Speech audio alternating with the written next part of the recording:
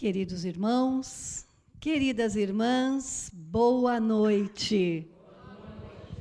Que a paz do Divino Mestre, a paz que Ele deixou e depositou em nossas mentes e os nossos corações, possa permanecer conosco nesta noite abençoada, nesta noite tão sublime, e que possa permanecer assim por toda a nossa eternidade, por toda a nossa caminhada do Espírito. Que assim seja, graças a Deus e graças a Jesus. Bom, o tema que nós vamos explanar esta noite é um tema muito importante. Esse tema já veio há algum tempo me sendo intuído, inspirado, porque os momentos que nós estamos vivenciando na Terra não estão sendo momentos tão fáceis, né? E uma dessas questões é nós não sabermos quando dizermos sim ou não.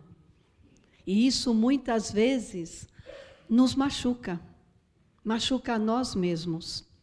Por isso que Jesus veio nos trazer essas palavras. E as palavras que Ele nos trouxe são as seguintes: seja o teu falar sim, sim, não, não. O que passa disto é de má procedência. Veja que importante a gente saber dizer na hora certa sim ou não, porque quando nós pensamos e falamos o contrário, é de má procedência. Não é bom. E isso nos reflete os dias atuais. Vamos nos lembrar dos nossos filhos. Quantos de nós, muitas vezes, querendo acariciá-lo, e ao invés disso, nós o presenteamos com bens materiais. Às vezes o pai e a mãe nem têm condições, mas ao invés de dizer ao filho, filho, papai e mamãe não têm condições, né? Vamos esperar mais lá na frente. Não. Muitas vezes os pais se acabam de trabalhar só para dar aquele bem material para o filho. E a gente sabe que quando nós dizemos muitos sim dentro do nosso lar, o mundo lá fora vai dizer não. O mundo lá fora, e nós sabemos disso, nos diz mais não do que sim. É ou não é? Não é verdade? Eu já queria começar com uma historinha verídica de um rapaz. Ele era filho único, filhos de fazendeiros, e casou-se com uma moça, filha única, filha de fazendeiros. Casaram-se e tiveram um único filho. Um único filho. E esse filho, desde que nasceu, todos os dias, o pai saía do trabalho e levava para casa um presente para o seu filho. Todos os dias. Era bebê, era criança, já estava com os seus 6, 7 anos de idade, e lá estava o pai todos os dias. Certa noite, o pai precisou trabalhar até mais tarde. Então, quando ele saiu do trabalho, já não havia mais lojas, não havia mais nada aberto. E ele pensou, nossa, hoje eu não vou levar nada para o meu filho? Ah, mas eu vou dar um abraço para ele, ele vai entender. A criança, acostumada a receber todo dia um mimo, já estava com os seus 6, 7 anos. E o pai, todo feliz, abre a porta de casa e o filho vem. Cadê meu presente? Ou seja, o filho não esperava o pai, esperava o presente. E o papai, pela primeira vez, disse não. falou: não, filho, o papai trabalhou até tarde hoje. Não tive condições de sair para comprar nada para você. E ele falou: então espera aí. E de tantos presentes que ele já havia ganho, ele ganhou um presente de taco de beisebol, bola de beisebol e luva de beisebol. Nunca jogou beisebol, mas o pai já não sabia mais o que comprar, já estava dando qualquer coisa. E o menino foi lá, pegou o taco de beisebol e bateu na cabeça do pai. Não era mais fácil chegar em casa e dar um abraço, dar um beijo? Que saudade de você. Não se compra uma criança com presente. A errada não era a criança. O errado era o pai, que sempre achou que com esses mimos ele estava chamando a atenção do seu filho. Faltou o não. E esse menino cresceu. Está com seus 40 anos.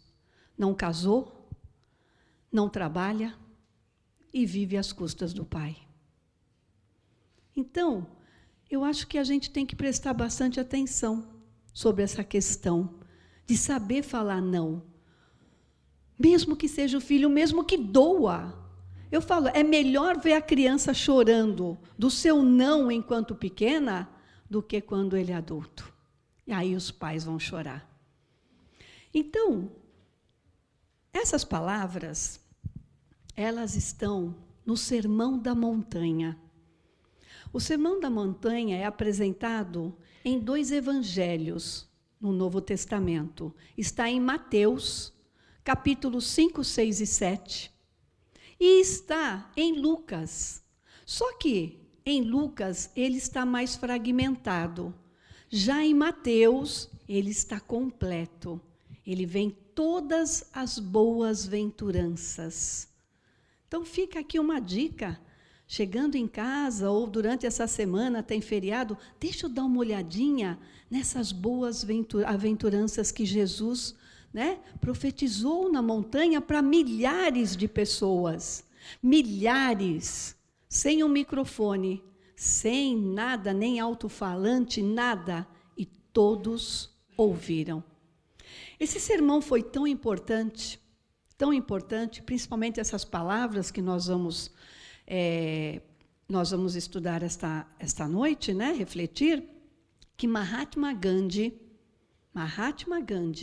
o grande estadista da Índia, aquele que não precisou pegar em uma arma, derramar uma gota de sangue para a independência da Índia sob o Reino Unido. Nenhuma gota de sangue ele derramou. A base dele, o Sermão da Montanha. E Mahatma quer dizer alma nobre, alma venerável. E ele, por não ter derramado nenhuma gota de sangue, não pegou em nenhuma arma, foi assassinado. Então, Mahatma Gandhi diz assim, que ele tinha grande admiração pelo Sermão da Montanha. O discurso de Jesus Cristo em Mateus, em seus capítulos 5, 6 e 7, contém as boas-aventuranças, como nós falamos, e os ensinamentos sobre a vida cristã. É tão importante, que Mahatma Gandhi diz que se todos os livros sagrados da humanidade fossem destruídos, desaparecessem da face da terra, mas ficasse apenas o Sermão da Montanha, nada estaria perdido. Nada estaria perdido. E o Sermão da Montanha influenciou a vida, a filosofia de Gandhi sobre a não violência, sobre a busca pela justiça social e pela paz. Então, como essas palavras estão no Sermão da Montanha, vamos entender o que Jesus nos trouxe. Em Mateus capítulo 5, versículo 34, eu, porém, vos digo que não jureis de todo modo, nem pelo céu, porque é o trono de Deus. No versículo 35, nem pela terra, porque é o estrado dos pés, nem por Jerusalém, porque é a caridade do grande rei. Nem jurarás pela tua cabeça, porque não podes tornar um cabelo branco ou preto. Seja, porém, o vosso falar, sim, sim, não, não, porque o que passa disso é de procedência maligna. Quando ele fala no versículo 34 e 35 que a gente não deve jurar pelo céu nem pela terra, isso é uma metáfora bíblica. Isso é uma metáfora bíblica, porque ele quis dizer, não jure por Deus que está nos céus, e não jure na terra, porque o estrado é onde se descansa os pés. Então dizia que Deus descansava os pés na terra. Então é uma metáfora, porque Deus não descansa nunca. Deus não cessa de trabalhar. Mas ele queria dizer, e eu me lembro que quando a gente, assim, mais num período anterior aos atuais, quando a gente ia falar alguma coisa, a gente falava assim, eu juro por Deus, não é? A gente fazia até assim com a mãozinha, não era? A gente jurava, eu juro por Deus, né? Como que a gente jura por Deus? Será que o que a gente está jurando é de procedência boa, né? É de integridade? E isso tudo, quando Jesus fala das boas-aventuranças, ele está trabalhando os mandamentos de Moisés. Ele estava trabalhando, porque Jesus não veio destruir nenhuma lei. Nenhuma lei. Ele veio dar cumprimento. E quando ele fala sobre o seu sim, sim, não, não, ele está falando do 9º mandamento que diz, não darás falso testemunho contra o teu próximo. Quantas vezes a gente já jurou alguma coisa e não era verdade? Mas você jura? Eu juro, de pé junto. É o que ele estava falando. Jurando por Deus e jurando de pé junto na terra. E ele fala aqui, este mandamento reprova a acusação de alguma pessoa por aquilo que ela não fez. É muito fácil agora a gente abrir a internet. Abre a internet e veja quantas pessoas foram acusadas injustamente. Fizeram até justiça com as próprias mãos, juraram que aquela pessoa tinha cometido tal ato e não tinha. Você jura? Sim, eu juro que é ela, eu juro que foi ele. E não foi. E a injustiça foi cometida. A procedência maligna aconteceu. E ele fala, portanto, pode-se dizer que ele trata da calúnia, olha isso, trata da mentira, da fofoca, hoje até a gente colocaria, da fake news, não toma vacina porque você vai morrer, você vai virar isso, vai virar aquilo, não era?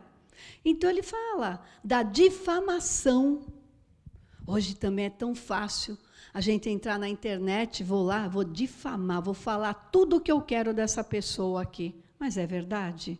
Não, não é verdade. E aí ele fala, faltar à verdade configura uma violação moral grave diante de Deus. É uma violação grave, moral, diante de nosso Deus.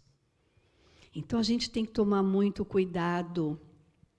Na visão espírita, que o teu sim seja sim e que o teu não seja não, significa ter integridade e honestidade em suas palavras, evitando, assim, juramentos ou promessas que a gente possa quebrá-las. Se você não tem certeza, se você não quer, não jure. Não diga sim, diga não. E se você tiver que dizer não, diga não. É simples. Aí ele fala, isso implica em agir de forma coerente entre o que se pensa e o que se diz. Porque quando a gente fala assim, eu queria ter dito não, mas eu disse sim. Não está coerente o pensamento com o que nós estamos falando, com o que diz o coração.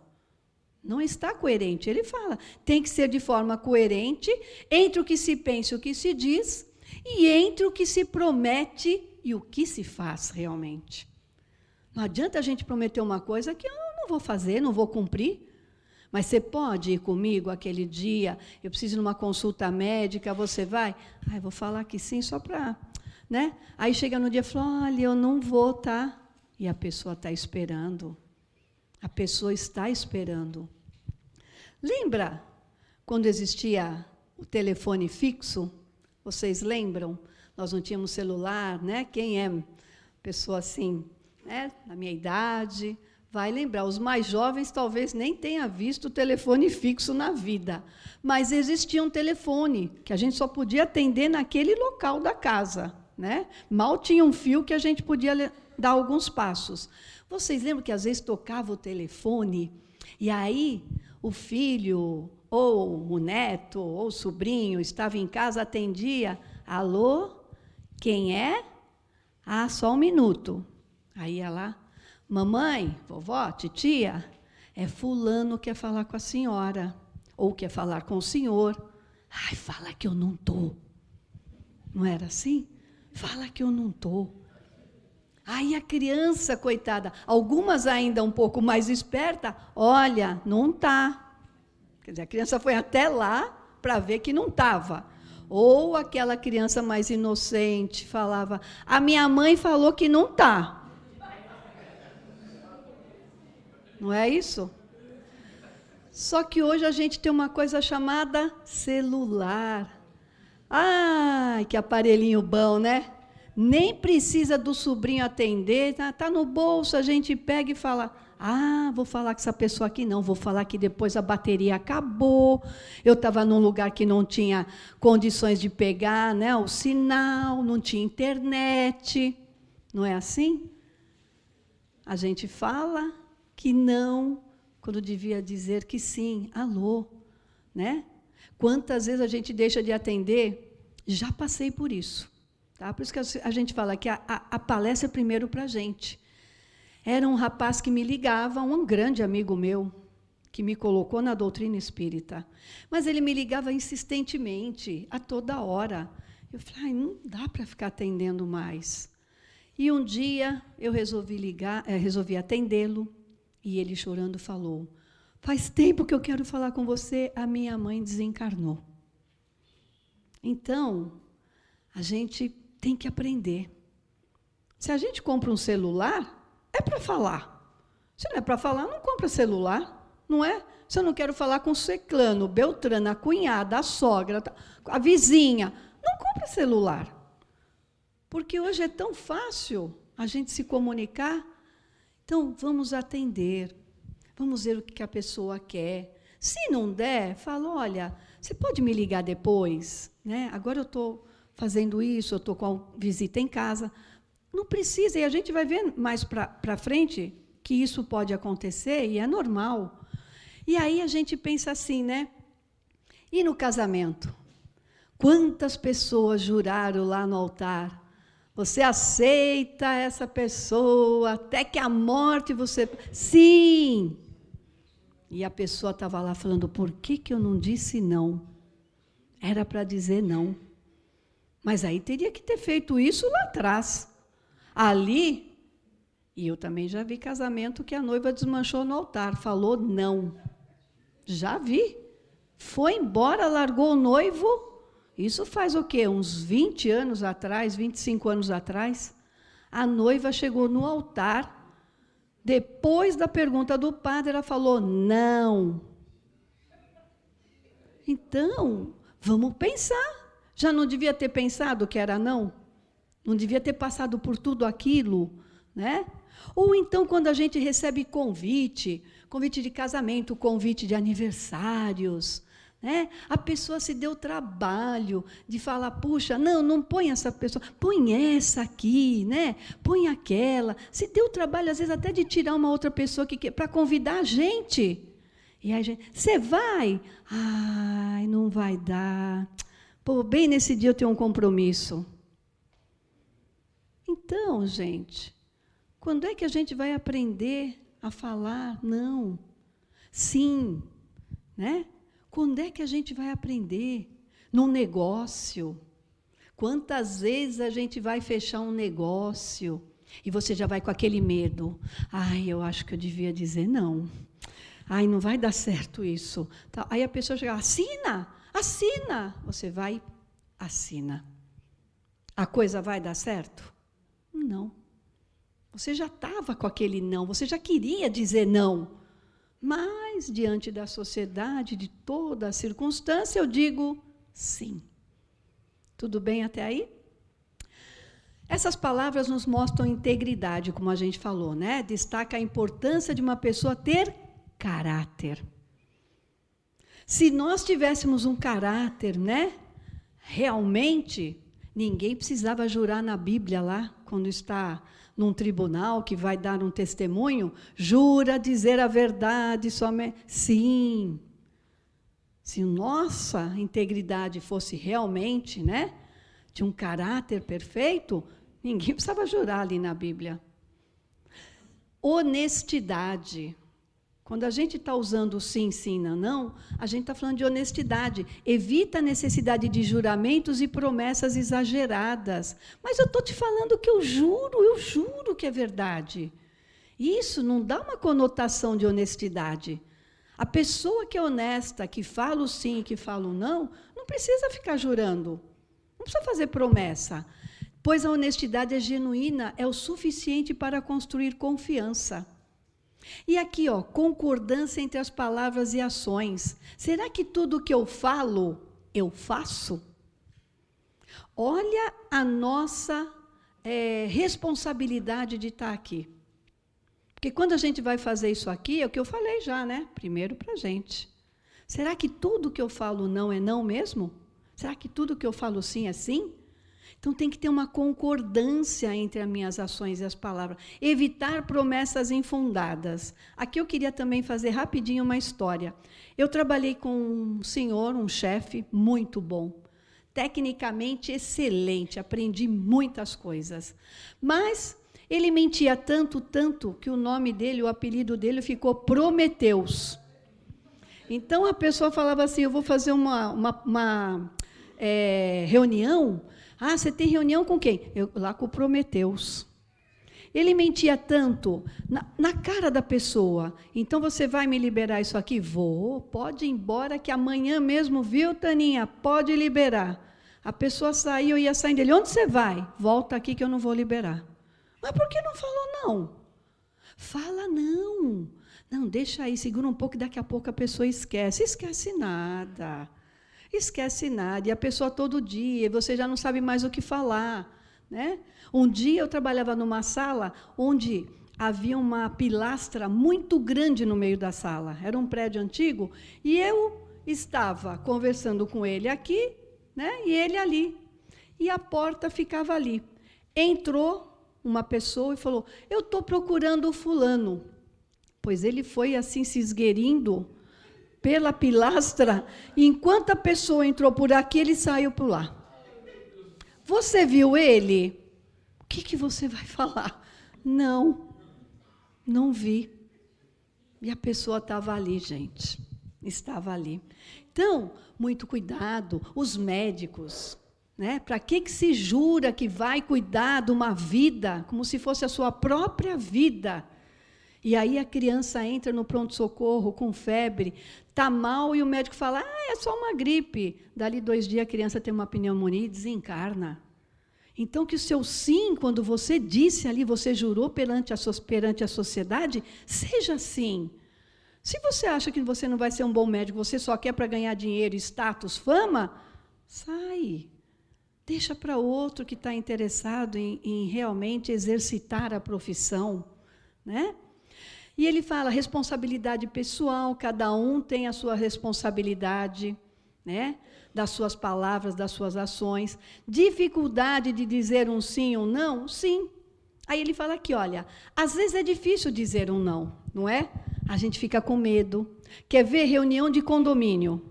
Reunião de condomínio tem uma plaquinha, pelo menos no meu, sim e não. Aí, tal coisa, quem vai votar sim? Aí eu penso, eu não queria votar nisso, eu acho que é não, e todo mundo vota sim. Aí você fala, meu Deus, só a minha plaquinha vai ser não?